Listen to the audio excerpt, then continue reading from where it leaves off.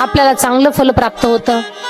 काहींना शुगर बीपीचा त्रास असतो, उपवास करणं होत नाही, त्यांच्यासाठी सगळ्यात सोपा मार्ग, सत्य सांगते तुम्हाला, तुमच्या जीवनामध्ये कोणती पण समस्या असू द्या, सगळ्यात सरळ उपाय फक्त 1 तांब्याभर पाणी महादेवाच्या शिवलिंगाला रोज अर्पण करायचं.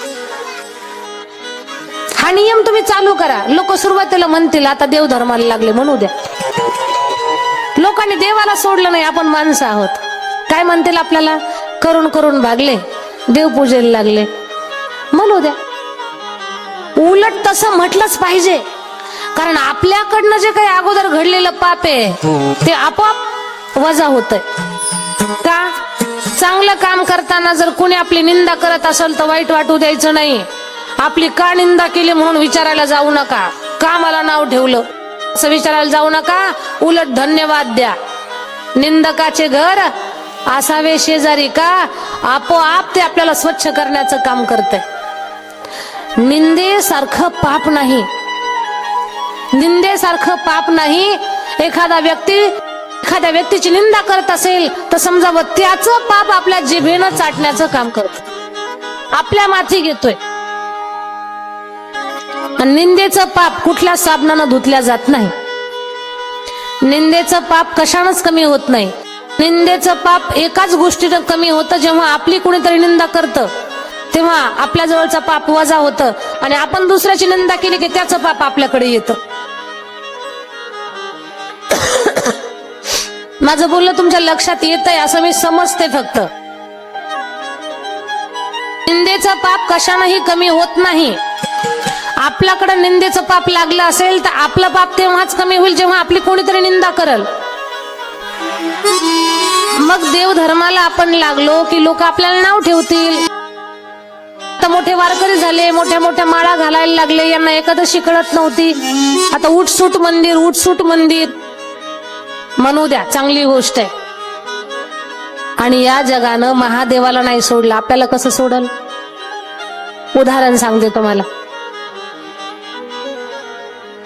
शेतकरी होता, त्या शेतकऱ्याच्या शेतामध्ये राबणारा त्याचा बैल म्हातारा झाला होता. आता एवढं त्या बैलानं प्रामाणिकपणे त्या शेतकऱ्याच्या शेतात काम केलेलं. एक दिवस बैल घेऊन शेतकरी संध्याकाळच्या वेळेला घराकडे निघाला. गावाच्या जवळ आला. गावच्या सुरुवातीलाच कोरडी विहीर होती, अंधार होता. बैल म्हातारा झाला होता, डोळ्यांना असं काही दिसत नव्हतं. त्या विहिरीमध्ये बैल धडामकन जाऊन पडला. काय आवाज झाला, सगळं गाव जमा झालं. काय झालं, काय झालं, काय झालं म्हणे, बैल पडला, बैल पडला. शेतकऱ्याला म्हटले, अरे रे रे, बिचाऱ्याचा बैल पडला, आता त्याचं काम बंद पडलं, आधीच त्याची गरिबी परिस्थिती, बैल तर वाचला पाहिजे. सगळे शेतकरी म्हटले, बघ मित्रा, तुझा बैल मेलेला नाही, कारण विहीर कोरडी आहे, बैल काढून घे तुझा. शेतकरी म्हटला, साहेब, दादा, बाबा, काका, बैल काढून घेईल मी, पण बैल मोडला असेल आतमध्ये, म्हातारा झालेला बैल आहे, आणि हा मोडलेला बैल शेतीच्या कामाचा आहे, विकला तर पैसे पण येणार नाही, तर काढायला 20,000 रुपये लागतील, मरू द्या म्हणे असाच आतमध्ये. लोक म्हटले, काय निर्दयी माणूस आहे, जो बैल याच्या शेतात राब राबला, हा म्हणतो मरू द्या आतमध्ये. अरे बैल काढ म्हणे, काढू शकत नाही, पैसेच नाहीत माझ्याकडे. अरे गावात दुर्गंधी पसरल, गावात रोगराई पसरल. शेतकरी म्हटला, तुम्हाला गावाची काळजी आहे तर एक काम करा, घरातला सगळा कचरा आणून बैलाच्या अंगावर टाका, बैल दाबून टाका खाली. लोक म्हटले, काय निर्दयी माणूस आहे, खुशाल म्हणताय बैलाला दाबून टाका. लोक म्हणत होती, माणूस निर्दयी आहे, पण कृती तर लोकच करत होती. गाडी भरून कचरा ही लोकच बैलाच्या अंगावर टाकत होते. बैल खाली विहिरीमध्ये, वरनं लोक कचरा टाकायची, बद बद बद बद बद बद. पुईनेकर, वरनं कचरा अंगावर बैलाच्या जेव्हा पडायचा, बैल असू द्या, घोडा असू द्या, गाढव असू द्या, कोणते पशु असू द्या, त्यांना अंगावर माशी सुद्धा सहन होत नाही, कचरा कधी सहन करते. वरनं कचरा पडला ना, बैल खालनं अंग झटकायचा, अंग झटकले की सगळा कचरा खाली पडायचा आणि बैल त्याच्यावर उभं राहायचा. लोक म्हणायचे, अरे बैल खाली दबच ना, कचरा खाली बैलवर. पुन्हा लोक गाड्या भरून आणायचे. बद बद बद बद वरण कचरा टाकायचा, बैल अंग झटकायचा, खाली कचरा पडायचा आणि बैल त्याच्यावर उभं राहायचा. लोक गाड्याच्या गाड्या कचरा टाकायचा आणि बैल त्याच्यावर उभं राहायला.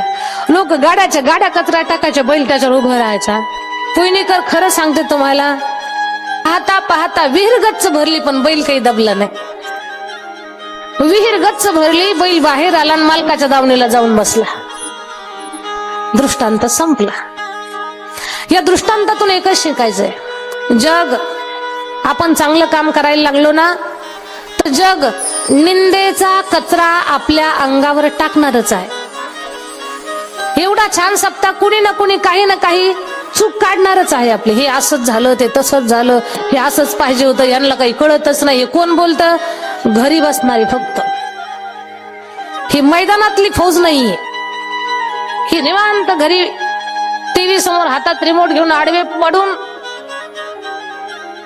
मग हे चुका काढतात. पा जग निंदेचा कचरा आपल्या अंगावर टाकणारच आहे.